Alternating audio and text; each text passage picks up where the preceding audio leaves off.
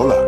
Soy yo, alguien que, como tú, alguna vez fue un fanático de los videojuegos retro. Pero mi historia no tiene nada que ver con los juegos que jugábamos en nuestra infancia, esos que siempre nos hacían sonreír y sentirnos libres por un par de horas.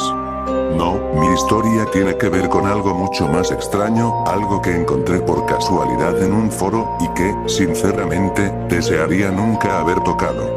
Todo comenzó hace un par de meses, mientras navegaba en un foro dedicado a videojuegos retro. Estaba buscando información sobre consolas antiguas y, de repente, encontré un post que hablaba de un Crash Bandicoot perdido. Al principio, pensé que era solo otro rumor sin fundamento, pero algo en las palabras del usuario me llamó la atención.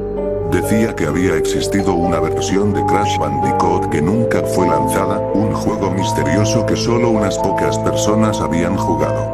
Hablaba de una versión que, aunque parecía idéntica a la original, tenía algo raro, algo perturbador. No pude resistir la tentación de investigar más.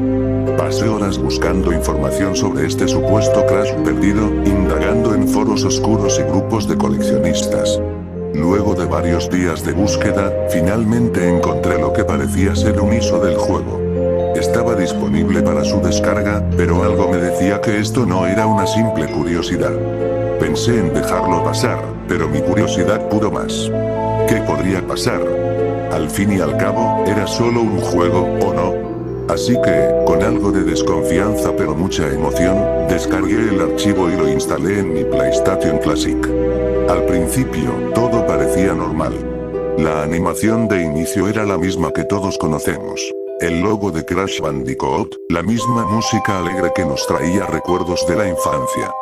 Crash corría por la pantalla, sonriendo como siempre, y la sensación de nostalgia me invadió. Pero conforme fui avanzando, noté que algo no estaba bien. Cuando llegué al primer nivel, Taj Mahal, algo extraño comenzó a suceder. Crash no se movía con la misma fluidez de siempre. Se sentía más lento, sus saltos eran torpes, y la música que normalmente acompañaba el nivel ahora sonaba rara. Sonaba distorsionada, como si la grabación estuviera siendo forzada a reproducirse de una forma extraña. Intenté no darle importancia, pensando que quizás era un error del juego o de mi consola, pero la incomodidad ya comenzaba a crecer dentro de mí. Decidí seguir jugando. Llegué al segundo nivel y lo que vi me dejó helado. En lugar de la típica ambientación colorida de Crash Bandicoot, me encontré en un escenario sombrío, gris y desolado. Los árboles se veían secos, las cajas flotaban de manera extraña, y el suelo estaba cubierto por una espesa niebla. El paisaje ya no tenía la vitalidad de los niveles originales, y cada vez que Crash saltaba, el sonido de su risa se distorsionaba más y más, como si estuviera siendo manipulado a propósito. Me sentía incómodo, pero no podía dejar de jugar. Algo me decía que debía seguir, que debía llegar más lejos. Al continuar, los enemigos también cambiaron. Ahora, me enfrentaba a figuras borrosas, casi fantasmas, que se movían erráticamente. No atacaban, solo me seguían. Al principio, pensé que era parte de algún diseño raro del juego, pero la tensión aumentaba. Cada vez que me acercaba a ellos, la pantalla parpadeaba de manera extraña, y el sonido se deformaba aún más. Pero lo peor ocurrió cuando llegué a un nivel avanzado. Cuando Crash alcanzó el final de un nivel, lo que vi me paralizó. En lugar de la animación de siempre, donde Crash celebra con su risa característica, vi algo completamente diferente.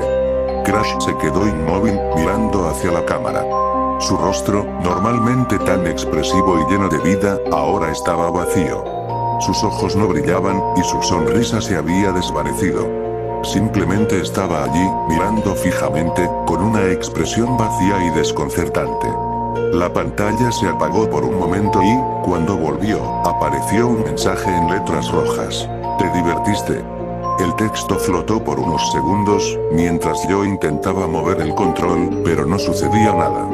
No podía hacer que Crash se moviera, ni avanzar en el juego. Solo podía mirar esa pantalla negra con la pregunta, la cual parecía retarme, como si estuviera esperando una respuesta. Fue una de las sensaciones más extrañas que he experimentado en un videojuego. No no sabía qué hacer, y mi instinto me decía que debía apagar la consola, pero no podía. La pantalla no me dejaba salir.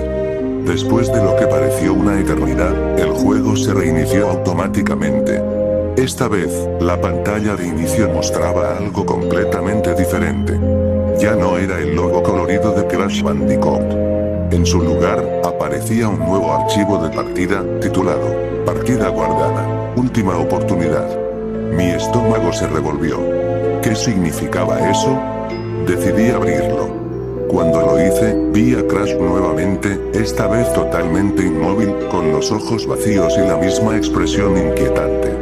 Intenté moverlo, pero no pude. El juego se había detenido, y no pude avanzar más. Intenté apagar la consola, reiniciarla, formatearla, pero nada funcionó.